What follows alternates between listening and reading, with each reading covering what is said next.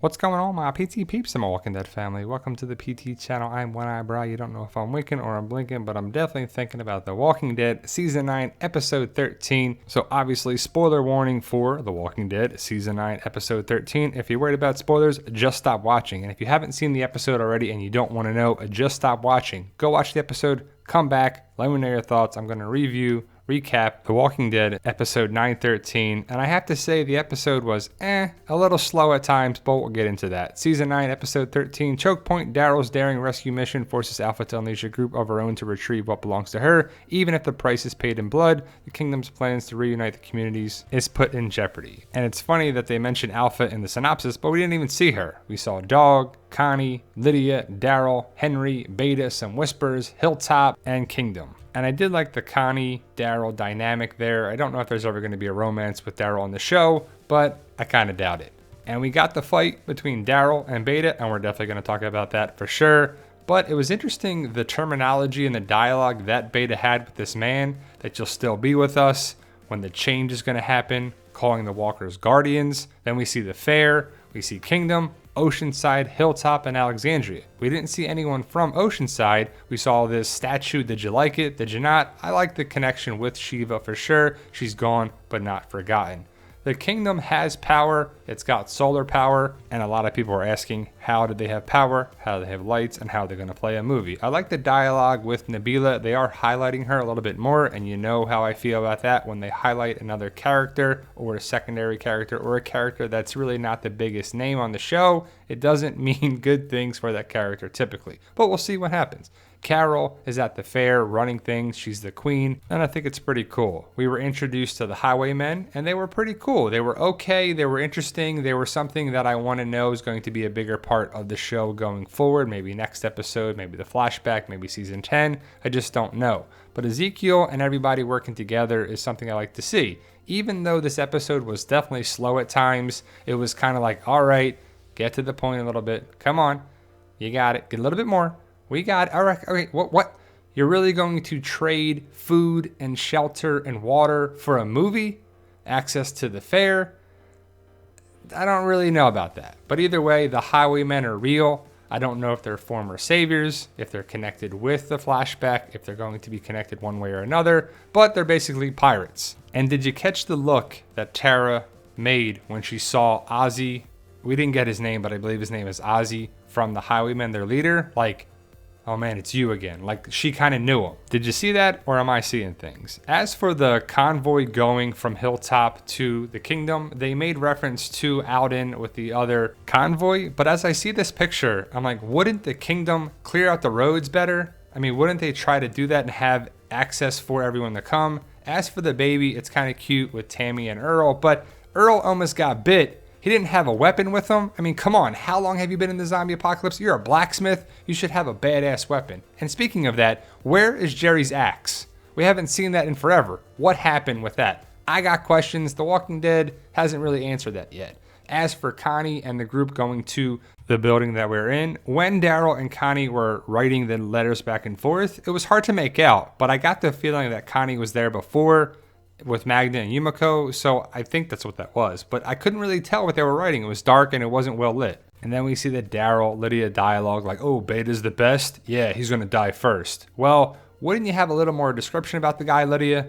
He's huge. He's 6'4". He's supposed to be 7 foot, but Ryan Hurst is only 6'4". He's going to have long hair, half a mask on, a huge beard. A little more description. That would have been nice, but we didn't get that. And when Ezekiel was meeting with the Highwaymen, it was kind of cheesy. Also, why would Diane only shoot the mannequin with the arrow? She's sending a message that she could take you out if she wanted to, but the Highwaymen have like muskets. Like, what is this, the Revolutionary War? They're like, hold on, let me fire it. Let me get the gunpowder. Let me jam it in. I mean, those guns were so old. And here in these pictures, this is not how it looked on screen. They were definitely darker. You couldn't really see the wording that well. This is definitely lit for the pictures from AMC. And it was just hard to make out, but I believe that Connie was there before with Magno and Yumiko before. So I guess that's what I got out of it. And as for the fight scene, did it live up to the hype? Yes? No? Again, this episode was probably the weakest of the season so far. But when Ezekiel and Jerry and Carol met with Ozzy and the Highwaymen, it was like, man, you're really going to trade this for some movie time? And then Ozzy laughs it off like, ha ha ha ha ha, you can't be serious, right? Oh, I love movies. What do you got? What do you got on your movie projector?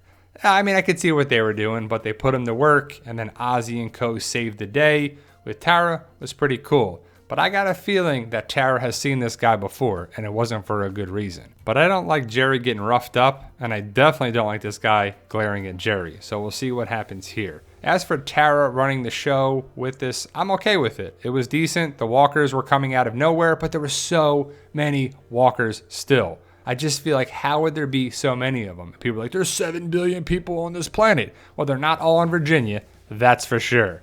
But it is what it is. The Walking Dead's going to have a bunch of walkers or sickos or guardians. They have a bunch of different names on this. Addie saved the day from these 2 Hilltop kids. They're basically useless, but Addie's pretty cool. And I just feel like there were so many walkers coming out of the woods. And why?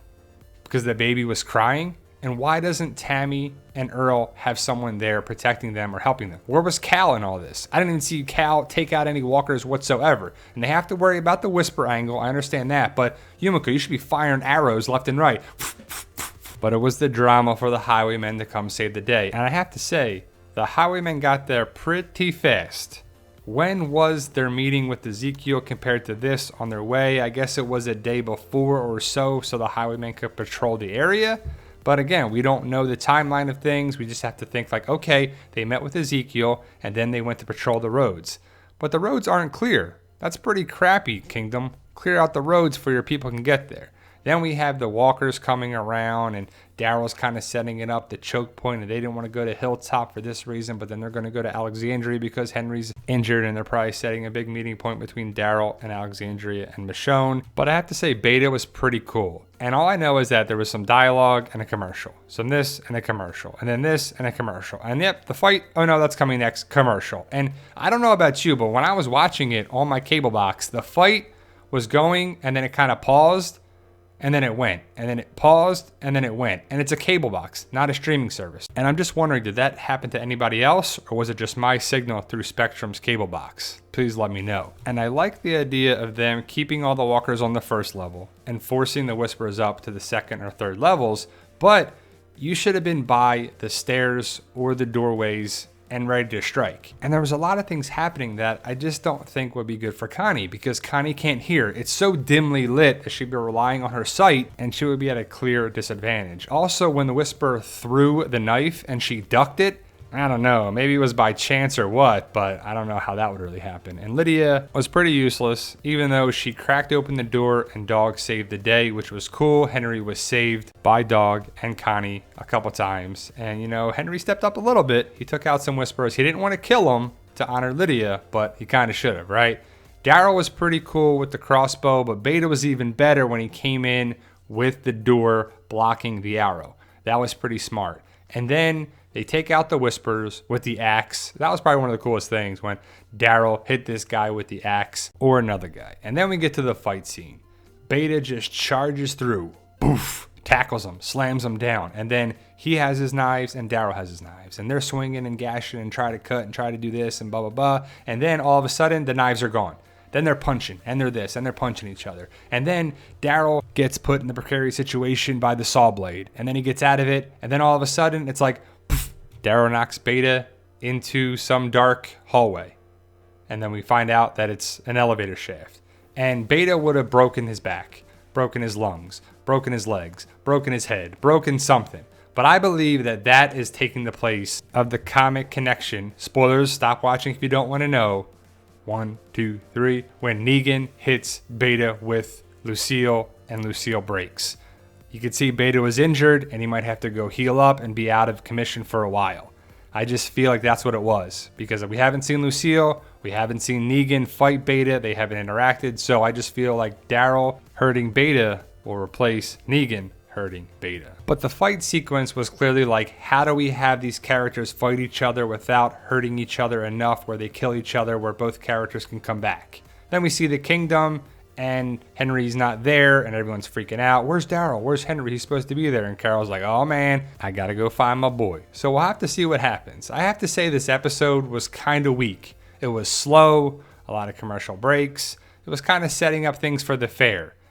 This is kind of the point where they didn't know what to do in this episode. They wanted to have the big fight sequence. We had to wait for it towards the end. Did it live up to the hype? It was okay. It was decent. It was entertaining. It was a little slower for my liking and a lot of people's liking, but overall, it was decent. Not the best episode by any means, but I still like season 9 and what they're doing. I can't wait for next week's episode. But let me know your thoughts. Post your comments below. Like, share, subscribe, all that good stuff. And remember, guys, with hard work, dedication, belief, and sacrifice, you can truly achieve your goals. Believe in yourself. You can do it. It's about love, support, staying positive, making memories, and as always, tell them, Daryl. Yo, we love you guys.